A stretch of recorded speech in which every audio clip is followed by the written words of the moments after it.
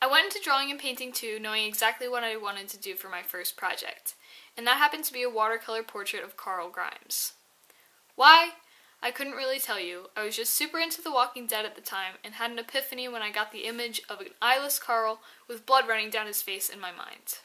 My goals for this project were to improve my skills with portraiture and use brighter, darker colors with watercolor, which is something I've always struggled with. Therefore, that was pretty much my main goal of the first project. I started out my process of creating this piece by doing studies of Carl's face and drawing individual parts of it like his nose, hair, and lips. It really helped me get a feel for his face before I made the large version.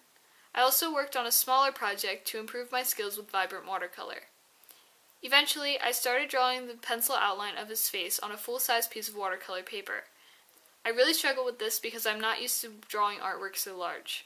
I had to get help from Mr. Cook in Photoshop to help me get a feel for where his facial features should be located based on the picture I used for reference. Then once I got the pencil outline down on paper and was happy with it, I started painting. I don't know if it was the brushes I was using, the paper, or how much I erased while drawing this pencil outline, but I was not able to get the signature watercolor look that I was striving to get. It looked somewhat dirty and was making me frustrated because I had been so proud of the original outline and I felt like the paint was ruining it. Nevertheless, I kept going with a little bit of encouragement from my table telling me that Carl is from the zombie apocalypse anyway and should look dirty. After dozens of layers of watercolor, I finished Carl and added a dark outline. An artist named Jacqueline de Leon, who does exactly that in her own work, inspired me to make dark outlines.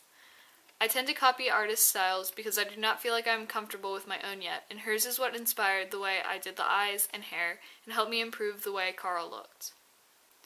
In the end, I was not entirely happy with this piece, especially because his eyebrows were so dark, but it helped me learn what it was like to paint and draw in such a large scale. So I went on to my second project, which was inspired by my love for character design. I wanted to do separate pieces that were interacting with each other in some sort of way. I got the idea to create both a male and female character leaning against the edges of canvases, but that eventually changed into two males for whatever reason. My main goals for this project were to work on a larger scale and do semi-realistic portraiture, much like my goals for the first project. I also needed a lot of help with full body anatomy, so I focused on that too. An artist I follow on Tumblr named Vulcans, who does realistic light-colored pieces with white backgrounds, inspired this piece stylistically. I also planned to make my background white and use pastel-like colors. After I got my main idea down, I had to decide between working with watercolor again or acrylics.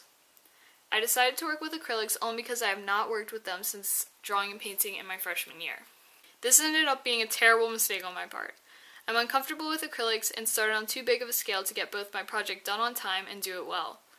As my process went on and I got more and more frustrated, my motivation and excitement to finish the project slowly fizzled out. I was so frustrated that I spent the entire 3 weeks assigned for this project being a perfectionist over the little details in the pencil outline on the canvases. I even got a little bit of help from Mr. Cook again to help improve my placement of different body parts. Even still, I wasn't happy with them. I mean, the one guy's hand looks more like spider legs than fingers. Anyway, I took them home for Christmas break and spent a whole lot more time loathing working on them than actually working on them. I got the first layer of paint on the one guy, but that was about it. And that was pretty much the death of those paintings. So I went on to my third project, with my second project kept at the back of my mind. This project was also inspired by my love for character design and a recent story idea I had. I wanted to make something small because I was quickly running out of time with the second project still lingering.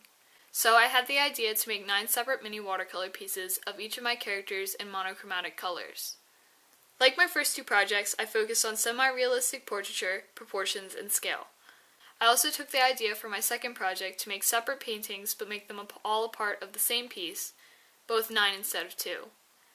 Also, I was inspired by an artist on Instagram, Borks, who made simple outlines that seemed easy to recreate with my own twist. Anyway, for the most part, I copied their method of creating 2 small curved lines for the nostrils and their basic eye shape. Yet, in the end, I only got halfway through my tiny watercolors. In the time we had, I had little trouble making them because working small in character design is more of where my skill set is. I still plan on finishing them after class is over because I liked my idea and I love watercoloring on my own time. So, overall, I wish I could redo this class and choose projects that I didn't hate making, but either way, it was a learning experience, and I'll be sure to improve my time management skills next time. So yeah, thanks for watching.